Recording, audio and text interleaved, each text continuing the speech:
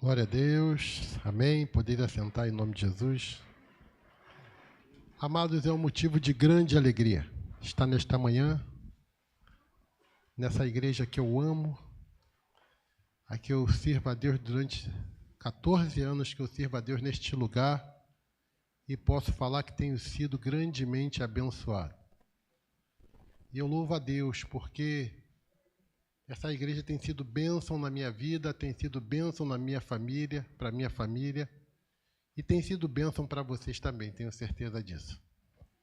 E nesta manhã eu quero compartilhar com vocês uma mensagem que eu extraí lá do livro de Atos dos Apóstolos, que se encontra no capítulo 2, versículo 47, Atos 2, versículo 47. Depois,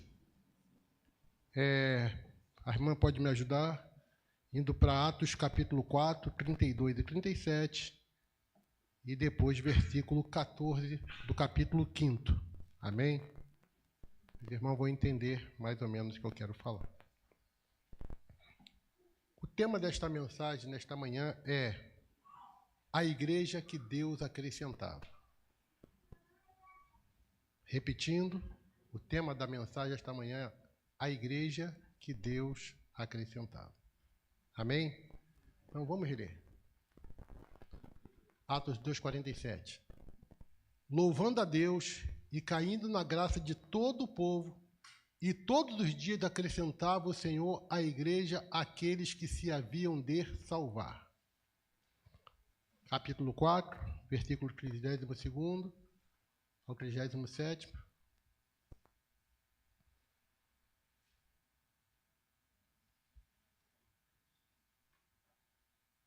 Diz assim: E era um coração e alma da multidão dos que criam, e ninguém dizia que coisa alguma do que possuía era sua própria, mas todas as coisas lhe eram comuns. E os apóstolos davam com grande poder testemunho da ressurreição do Senhor Jesus, e em todos eles havia abundante graça. Não havia, pois, entre eles necessitado algum, porque todos os que possuíam herdades ou casas, vendendo-as, traziam o preço que lhe fora vendido e o depositavam aos pés dos apóstolos. E repartia-se a cada um segundo a necessidade que cada um tinha. Então José, congominado pelos apóstolos Barnabé, que traduzido é filho da consolação, levita natural de Chipre, possuindo uma herdade, vendendo-a, trouxe o preço e o depositou aos pés dos apóstolos. Capítulo 5, versículo 14.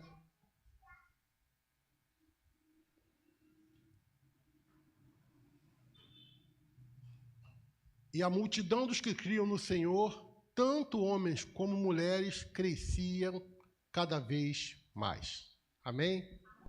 Glória a Deus. Amados, eu estou muito feliz porque na semana passada nossa igreja ela vivenciou assim um momento espetacular. Ela concluiu o mês de missões de uma maneira assim maravilhosa, de uma maneira abençoadora e impactante. E a igreja de Laranjeiras verdadeiramente ela tem se colocado à disposição de Deus para fazer a sua obra. E graças a Deus, toda a equipe que foi mobilizada para trabalhar para o Senhor realmente correspondeu, fazendo aquilo que realmente não é possível, e no final o resultado foi surpreendente, porque todas as expectativas foram superadas. E é isso que é o resultado de uma obra quando a gente faz com amor, com alegria, com o coração voltado de fato para Deus. E ontem, para nossa alegria, o pastor já mencionou, a igreja também partiu para a Áustria para dar sua participação no evento missionário daquela igreja, para evangelizar aquela região. Isso prova que, de fato, a igreja que mais cresce, é uma prova que nós vamos observar aqui no texto, é a igreja que se mobiliza. É a igreja que coloca a mão na obra. É a igreja que age. É a igreja que se propõe fazer alguma coisa. Não é a igreja que vive na inércia, não é a igreja que vive parada, mas é a igreja que toma atitude e fala para Deus: eis-nos aqui para fazer a tua vontade. Então, quando eu meditei nesse texto, baseado nesse evento que aconteceu na festividade missionária na igreja, que o final aqui foi tão impactante com o coral de homens que foram transformados por Deus e que agora se encontram na Cristolândia de Alcântara, realmente foi algo sobrenatural. Um testemunho do poder daquilo que Deus pode fazer na vida do ser humano, na vida daquilo que Deus, ou seja, um testemunho daquilo que Deus pode fazer na vida de todo aquele que abre o coração para Ele. E nós vimos aqui, ouvimos um testemunho que realmente nós vimos a glória de Deus na vida de alguém que parecia não ter mais solução para a sua vida. E no final tivemos uma janta ali, começamos a conversar com eles e trocando experiências de vida, e sim, foi muito maravilhoso. Então, o evento missionário para a nossa igreja foi fechado com chave de ouro. Eu quero parabenizar nosso pastor Eliezer Sena Quirino, porque tem sido o maior incentivador disso, e todo o grupo liderado pela irmã Jeane, pela irmã Lilian, e por outras irmãs também, para não ser injusto, irmãos que participaram. Parabéns, que Deus continue abençoando. Se tratando da igreja de Atos dos Apóstolos, eu vejo que ela tem muito a acrescentar em nossas vidas dentro do contexto de missões também. Porque o evento acabou semana passada, mas a missão continua. Porque Deus quer fazer algo através do seu povo. Há muita coisa ainda para se fazer. E o livro de Atos dos Apóstolos, capítulo 32, ele vai nos mostrar alguns pontos fortes dessa igreja. Por que essa obra realmente ela atingiu assim algo maravilhoso, sobrenatural, a nível de crescimento falando. Versículo 32, capítulo de Atos, no capítulo 4, diz assim: e era o coração e a alma da multidão dos que criam, e ninguém dizia que coisa alguma do que possuía era sua própria, mas todas as coisas lhes eram comuns. Amados, primeiro ponto forte dessa igreja, para que nós possamos também ter uma igreja impactante, uma igreja poderosa, é uma igreja que tinha nela a unidade.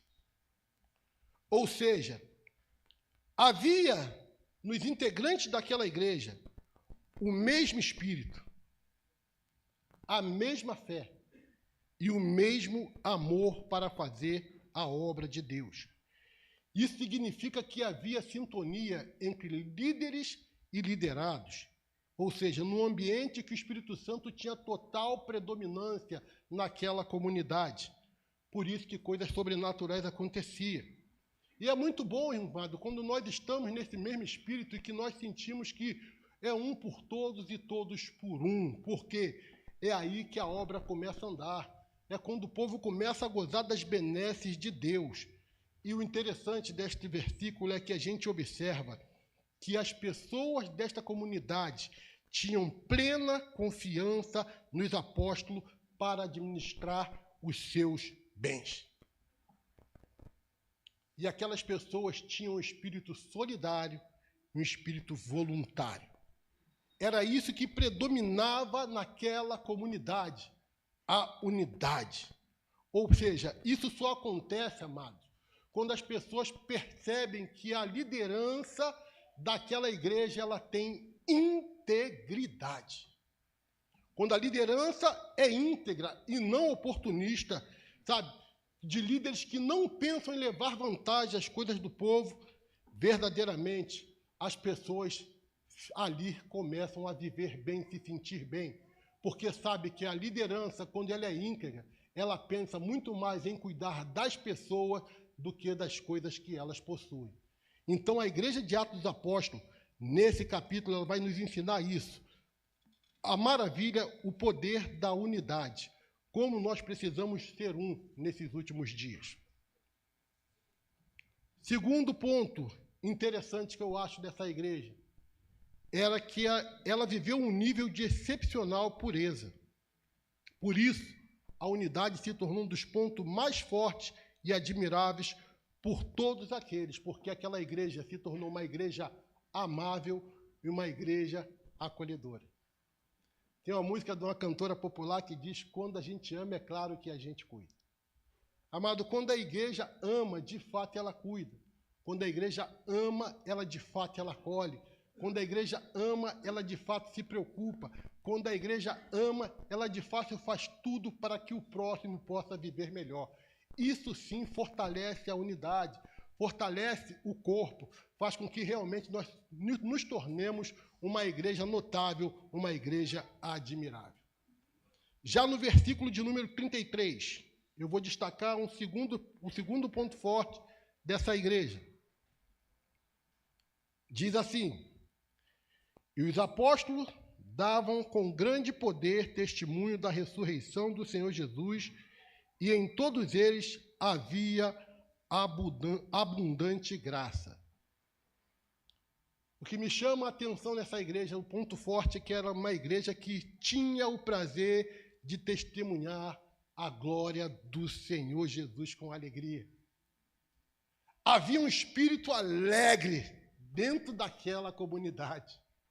Amado, como é bom quando a gente tem esse espírito alegre. As pessoas daquela comunidade, elas sentiam a alegria da salvação, ou seja, e testemunhar que Jesus Cristo ressuscitou. E isso se tornou a grande motivação daquela igreja para que ela verdadeiramente visse coisas grandes acontecer, porque ali estava sendo derramada uma abundante graça.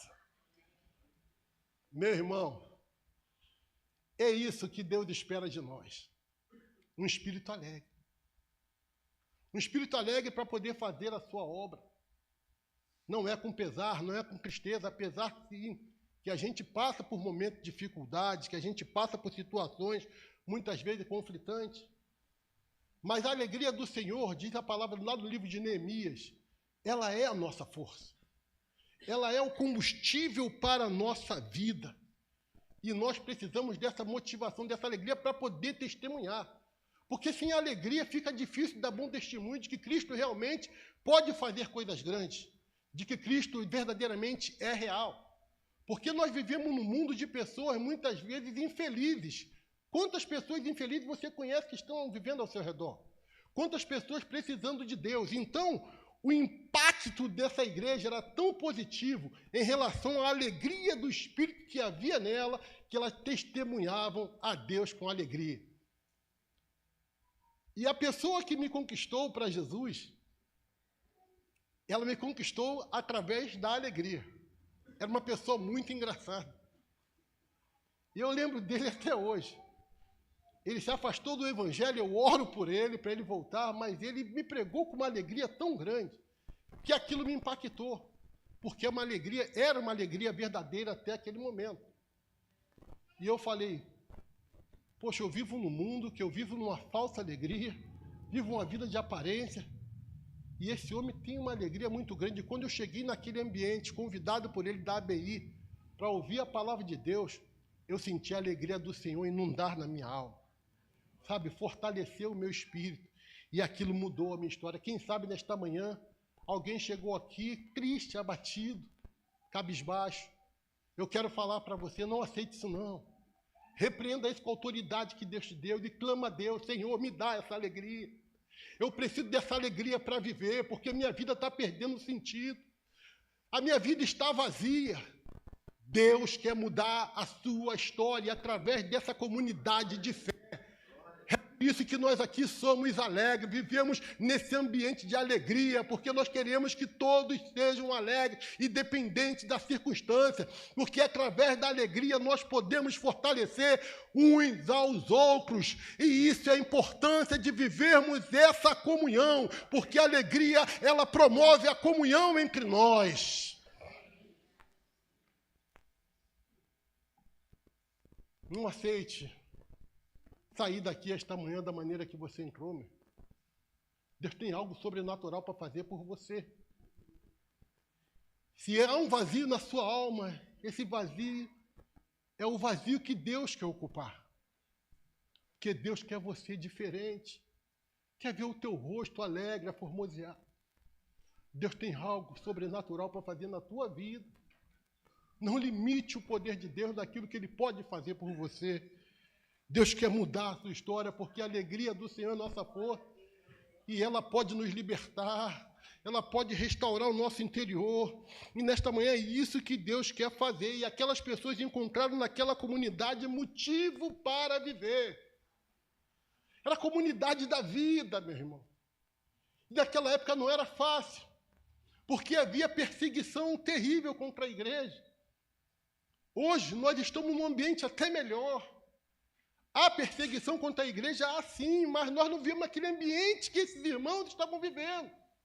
Que encontraram nessa igreja acolhedora motivo para viver uma nova vida, se fortalecendo na comunhão dos santos. Naquela igreja alegre, pessoas feridas foram curadas, sabe? Cativos foram libertos, porque eles encontraram naquele local um amor que o mundo não podia lhe dar. Terceira coisa importante, ponto importante que eu quero destacar nesta mensagem, capítulo 34, versículo de número 35. Diz assim: não havia, pois, entre eles necessitado algum, porque todos os que possuíam herdades ou casas, vendendo-as, traziam o preço de que fora vendido e o depositavam aos pés dos apóstolos. E repartia-se cada um segundo a necessidade que cada um tinha. Nesta igreja havia prosperidade. Não é essa teologia que as pessoas pregam por aí, mas a teologia da prosperidade verdadeira, que diga que é ausência de necessidade. As pessoas não tinham necessidade nessa igreja, porque tudo era comum. Havia nessa igreja um espírito liberal. As pessoas não eram presas às coisas materiais. Havia reciprocidade mútua. E foi por causa desse espírito de cooperação que a igreja se tornou alvo, mais adiante, de invejas e difamação para desestabilizá-la sobre constantes ataques.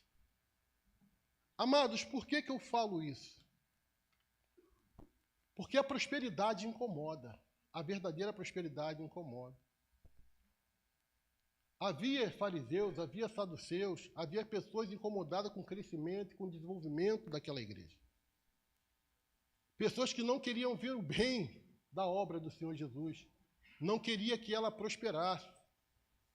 Mas o coração do povo se voltou tanto para o Senhor que eles entenderam que precisavam um dos outros, que ali ninguém precisava viver melhor que o outro, que todos poderiam viver bem. E como é bom quando a gente tem essa mentalidade que nós podemos viver bem. E o diabo não gosta de comunhão. O diabo não gosta de unidade. Isso o diabo abomina, porque ele não suporta ver o povo prosperando. Porque quando o povo prospera e dá testemunho de fato que Jesus está naquele lugar, a tendência da obra é crescer, é prosperar. Irmão, ninguém te trouxe aqui para te explorar esta manhã. Nós viemos aqui para falar que Deus quer te abençoar sim. Deus quer mudar a situação que você está vivendo, no seu interior, na sua família e quem sabe também condição financeira. Deus muda sim, mas tudo dentro de um padrão ético, tudo de um padrão bíblico que Ele estabelece. E dentro dessa comunidade de fé, muitas vezes pessoas são ensinadas a sair de situações conflitantes que vivem. Há aconselhamento pastoral, há testemunho de que Deus tem feito na vida, do que Deus faz na vida de muitos irmãos, e isso ajuda muito a igreja a mudar mentalidade. É essa mentalidade que nós temos que ter a respeito do Evangelho, das coisas maravilhosas e poderosas que Deus faz na vida de pessoas que muitas vezes chegam aqui decadentes, caídas, necessitadas, e Deus aos poucos começa a mudar a história para provar que Ele é Deus da vida do ser humano, mesmo sem necessidade de provar. Mas a igreja que testemunhou a abundante graça de Deus, ou seja, a plenitude da graça de Deus, foi a igreja também que testemunhou o juízo de Deus acontecer na vida de algumas pessoas. No capítulo de número 5, diz aqui o capítulo número 5, por favor. Mas certo varão chamado Ananias, com Safira sua mulher, vendeu uma propriedade e reteve parte do preço, sabendo também sua mulher. E levando uma parte, a depositou aos pés dos apóstolos. Disse então Pedro: Ananias, por que encheu Satanás o teu coração para que mentisses ao Espírito Santo e retivesse parte do preço da herdade? Guardando-a não ficava para ti? E vendida não estava em teu poder? Por que formaste este desígnio em teu coração? Não mentiste aos homens, mas a Deus. E Ananias, ouvindo estas palavras, caiu e expirou. E grande temor veio sobre todos os que ouviram. E levantando-se, os mancebos cobriram o morto e, transportando para fora, o sepultaram. Mas vou adiante, tá bom, meu irmão? E passando um espaço de quase 3 horas, entrou também sua mulher, não sabendo o que havia acontecido. E disse-lhe: Pedro, diz-me, vendeste, portanto, aquela herdade? E ela disse: sim, portanto. Então Pedro lhe disse: por que é que entre vós concertaste para tentar o Espírito do Senhor? Eis aí a porta aos pés dos que sepultaram o teu marido, e também te levarão a ti. E logo caiu aos seus pés e expirou. E entrando os mancebos, acharam-na morta e sepultaram junto ao seu marido, e houve grande temor em toda a igreja e todos que ouviram estas coisas. Amados, essa é uma prova de que com Deus não devemos brincar. Eles sabiam o que estavam fazendo quando chegaram até os apóstolos. Chegaram com espírito de engano, espírito de mentira, para tentar fazer parte de uma comunidade que estava vivendo um momento maravilhoso de integração e pureza. E essas pessoas, infelizmente, foram proibidas pelo Espírito Santo de fazer parte daquela comunidade. Caíram, segundo alguns estudiosos, vítimas de um infarto fulminante. Um casal bem alinhado na mentira.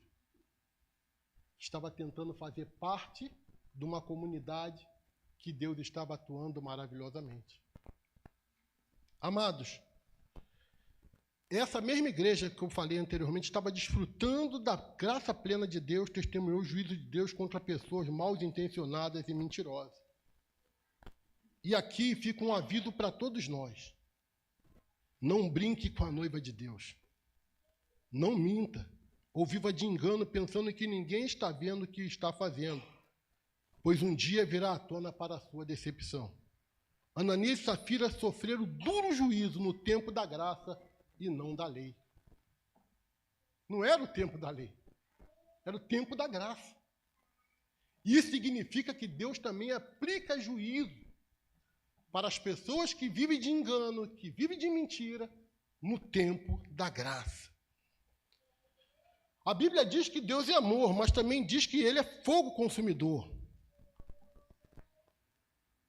E foram que eles experimentaram a ira de Deus. Lá em cima nós estávamos conversando, eu, Beto e Yuri, antes de começar o culto, sobre o que é a misericórdia de Deus. E eu comento com algumas pessoas que a misericórdia de Deus ela não tem fim, mas ela tem limite. Porque um dia Deus pode dar um basta na vida de pessoas que tentam contra a noiva do Senhor maculá-la de algum jeito. Então, meus amados, nesta manhã, que esta mensagem fique gravada em nossos corações. Que nós possamos construir uma igreja una, uma igreja que viva a plenitude da comunhão, uma igreja que saiba amar, uma igreja que sabe respeitar, uma igreja que sabe compartilhar, muitas vezes, sentimentos, dores, uma igreja participativa, uma igreja colaborativa. Se nós queremos ver a nossa igreja crescer, nós precisamos sim, irmão, mudar nossa mentalidade. Eu não sei como você chegou aqui esta manhã. Eu não sei o que você está passando. Mas uma coisa eu sei, que Deus pode mudar a sua história. Quem sabe você chegou aqui sofrendo com um pecado oculto. Sim, um pecado oculto. E quem sabe do púlpito está precisando ser confrontado. Ninguém aqui quer te expor. Mas se não houver arrependimento, quem vai expor a própria pessoa é o Espírito Santo. Porque é ele que convence a pessoa da justiça, do pecado e do juízo. Não conseguindo convencer, muitas vezes o plano de Deus pode cessar na vida de alguém. Eu creio num Deus de amor, que quer dar sempre uma oportunidade. Eu ouvi um pregador falar uma vez que Deus, antes de aplicar o juízo, o lado dele todo poderoso, Deus ele usa o lado todo amoroso para tentar mudar a mentalidade das pessoas. E quem sabe nessa manhã Deus quer mudar seu coração e te trazer para o meio desse povo que está com o espírito alegre, o meio desse povo que está com a mão na obra, para se juntar a nós, para que nossa igreja possa crescer mais e mais e mais, porque você é muito útil para Deus. Deus quer você no meio do povo santo, glorificando o nome dele, mas não vivendo de engano, não vivendo de mentira, não vivendo de malícia, mas vivendo com o coração puro para que Deus possa atuar maravilhosamente e te usar poderosamente para salvar vidas, assim como ele salvava nessa igreja aqui que eu mencionei.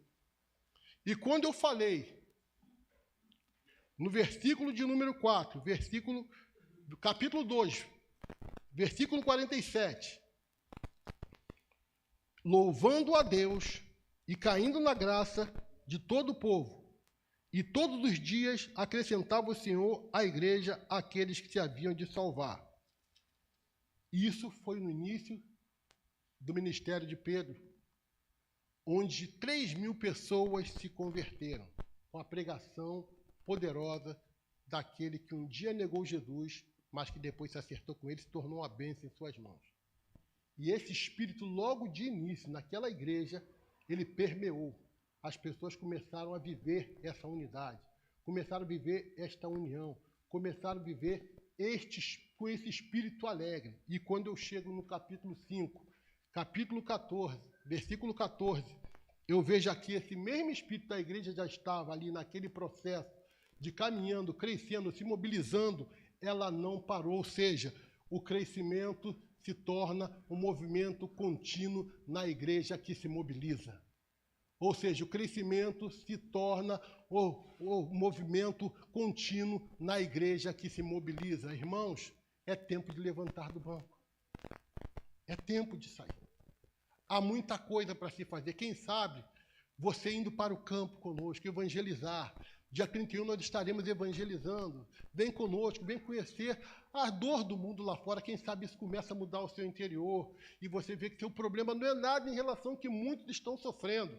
E isso começa a mudar a sua atitude. Nós tivemos a experiência de um jovem que saiu conosco, filho do nosso irmão Yuri Enzo, que realmente ficou muito impactado no dia que nós fomos evangelizar na rua. E como Deus usou aquele jovem, como ele ficou impactado. E quem sabe, meu irmão, Deus também quer impactar a sua vida. Faça alguma coisa para que Deus possa prover o resultado. Deus quer te usar, meu irmão. Deus quer falar através de ti. Deus não quer você parado, Deus quer você agindo, Deus quer a igreja atuando. Nós precisamos nos voltar para Jesus, porque há espaço vazio nos nossos bancos. Domingo à noite, nossos bancos continuam vazios. E nós precisamos encher essa igreja com as almas que Deus quer acrescentar. E essas vidas só serão acrescentadas através do nosso testemunho, através de ação evangelizadora, através de aproximação com pessoas que precisam ouvir a voz de Deus pela minha e pela sua boca. Nós somos os transmissores dessa bênção, o canal de Deus para anunciar o ano aceitável do Senhor, para que as pessoas venham para Ele e tenham a vida transformada. Meus irmãos, nesta manhã, esta mensagem que eu quero compartilhar com você, do Espírito de Deus, é o mesmo de ontem, hoje e sempre.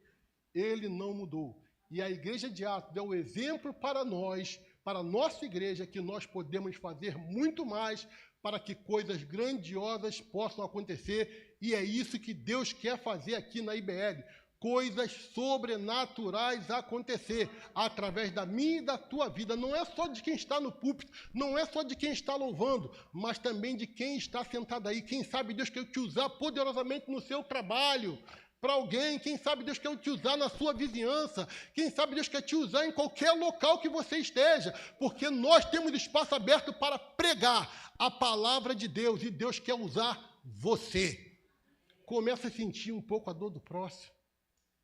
E aí, sinceramente, quando esse próximo se sentir abraçado, acolhido, você vai sentir a mesma coisa que a alegria do coração de Deus emanando em você. Amém? Pastor Ezé?